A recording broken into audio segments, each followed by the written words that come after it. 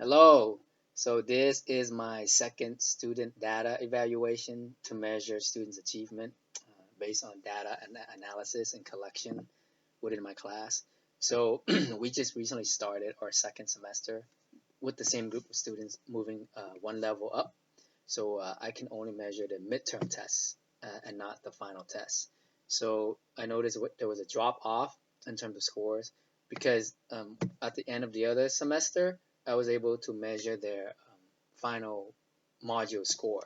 So we had the final module score and also the total course score that encompasses the project, the midterm, and the final. But this one so far, I've only able to measure their midterm. So there wasn't a lot of information to work with. Um, and so I was able to compare this semester versus that semester. But this semester, I was only able to measure their midterm test and the speaking test. Last semester, I was able to measure their final test as well as the total course score.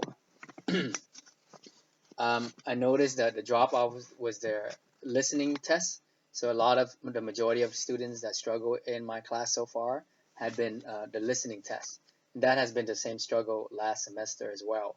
But of course, as you move up, the higher level you move up, the harder the content and the material is. So there's more students who struggle. I would say maybe 4 to 5 students who are on a tipping point of failing.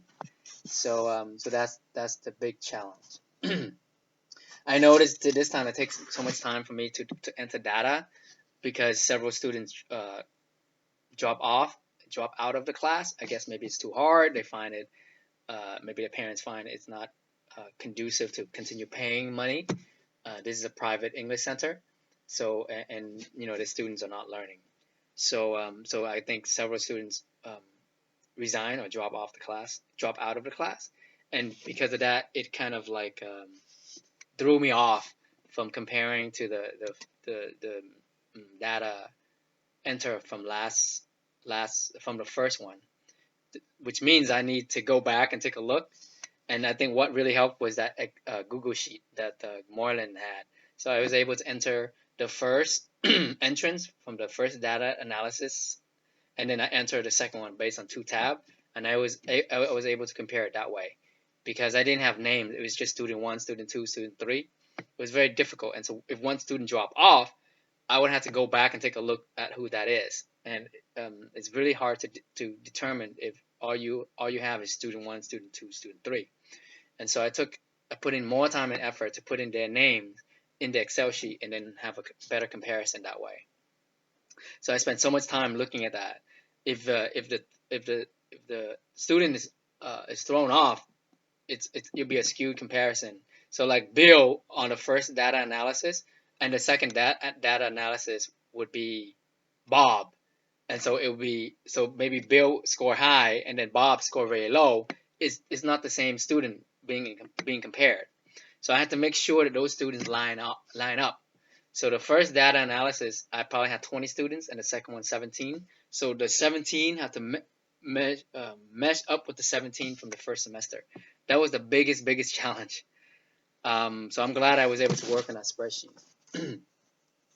And finally, overall, so the student's biggest struggle is the listening test. So what I'm going to do is we're going to have to go back and work with our co-teacher, work with our TA, and also put our heads together and work with our colleagues and also supervisor in terms of how can we find out ways to help the student do better with listening tests.